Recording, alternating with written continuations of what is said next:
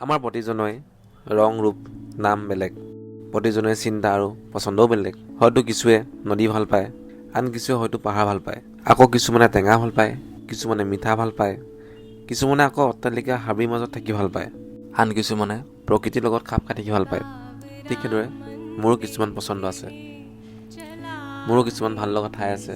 আনৰ দৰে গুৱাহাটীত এই ভাল লগা ঠাইৰ ভিতৰত এক হৈছে শুক্ৰেশ্বৰ দেৱালয়।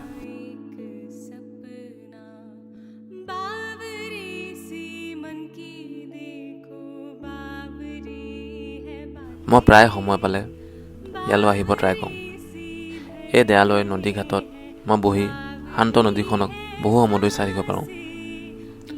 নদীৰ বুকুত যেতিয়া বেলি ডুব যায়, সেই দৃশ্য হয়তো মই বহুবাৰ চালেও আমনি নালাগে। সঁচা, নদীখনে হয়তো আমাক বহু কথা শিকাই যায়।